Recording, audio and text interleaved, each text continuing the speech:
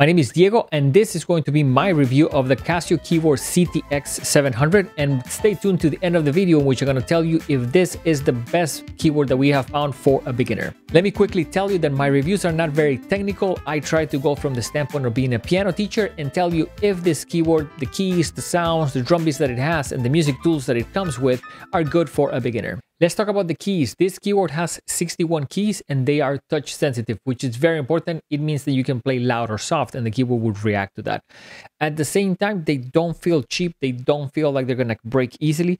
They're a little bit stiff in my opinion, but I like overall the feel for them and how responsive they are. Next on our list, we're gonna talk about the quality of the sounds. For me as a keyboard player, it's very important to right out of the gate have a good piano sound.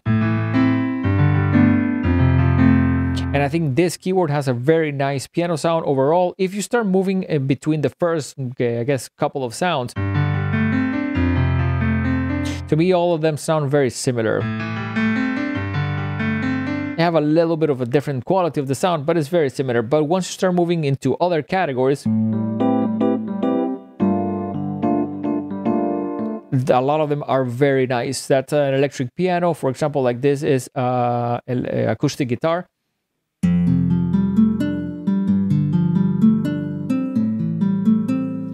Also, you have tons of options when it comes to bass sounds, including slap bass.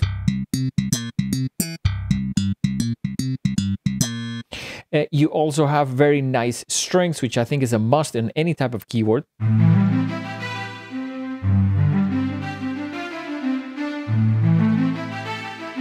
And you also have very nice leads, almost like stuff that you can solo with.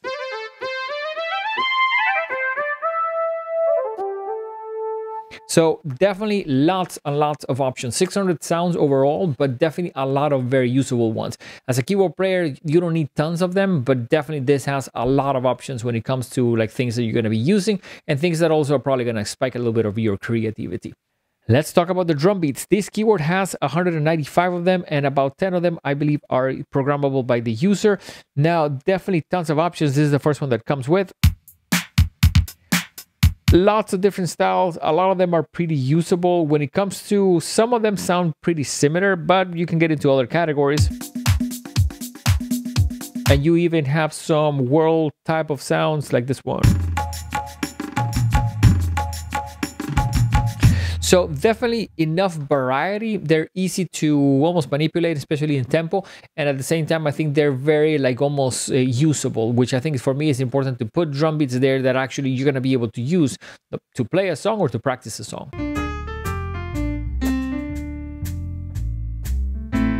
One of my favorite categories is music tools, and these ones to me are different things that the keyboard can do so you can learn, and this keyboard has a good variety of them. First up, metronome is very important. It's important to be able to easily change it, start and stop it, you know, make it, let's say, go faster or slower, which in that case with two buttons is pretty easy to access that. At the same time, I like the fact that you can play a beat on top of that. So not only I can have the beat playing, but I could potentially, let's say, start or stop the metronome and just get the beat going when I'm practicing. Now, the keyboard has a song band with lessons. I don't love those lessons. I'll kind of like just show you, I guess, one of them. To me, they can be a little bit confusing, but at the same time, this is something that you could potentially use if you're trying to learn. They have introductions, and there you can follow those melodies. One thing that I have not seen before, I don't know if you can see it there on the screen, but there's like two little hands there, and it actually shows the fingerings of what the keyboard is trying to show you how to play. I think that's very important. That means that if you need to push this key with your finger 1, which is the thumb, or the pinky, which is 5, that the keyboard actually shows you. And I think that's very important because if someone is a beginner and is trying to learn, it's important to use that as a reference so they can learn in the best way possible. An important tool for me is your ability to record yourself on the keyboard, and you can do that not only in the lessons the keyboard comes, but you can also just play something that you want and get the keyboard to record it. So in this case, if you start playing,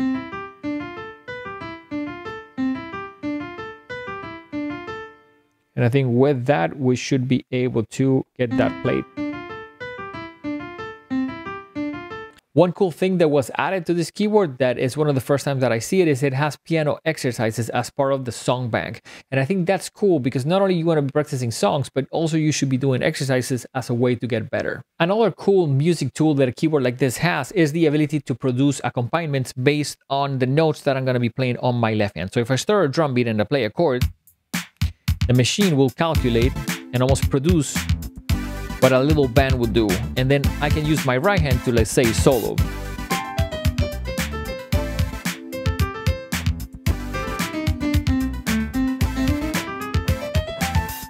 For me, it's important to be able to connect the keyboard to other devices to make music. So in the back panel, as you can see there, we have USB and MIDI input. And that is very important because if you're trying to transfer information or later on use it to connect it to a computer to record your playing, that will be essential. Also, it has the ability to take a sustain pedal, also very important as a piano player. And you can have an audio device almost amplified by the speakers with a separate cable. That means you can run, let's say, an iPad or your phone into this and hear it from the speakers of this device. Now, when I purchased it, it did come with an adapter, which was very nice. And the headphone jack that it has, which is on its only output, is one of the big ones. Now, that's not a big deal. You can probably get an adapter. But if you're trying to use this keyboard to play with, let's say, a big mixer and speakers, having that headphone jack only as an output can be a little bit limiting. A couple of other important things that I wanted to mention is the keyboard's ability to do layers and splits. That's a cool feature because you can almost do two different sounds at the same time, layer on top of each other, or put one in one side of the keyboard and another one in the other one. And with that, almost like cover more ground as a keyboard player. The keyboard comes with nice speakers, which is an important thing because sometimes in this price point, you get very tiny speakers that sound a little bit abrasive, but that's not the case with the Casio CT-X700. The time has come to tell you if we can give this product a thumbs up or down, and it's definitely a thumbs up from us. Good job, Casio. The CT-X700 is a really nice instrument.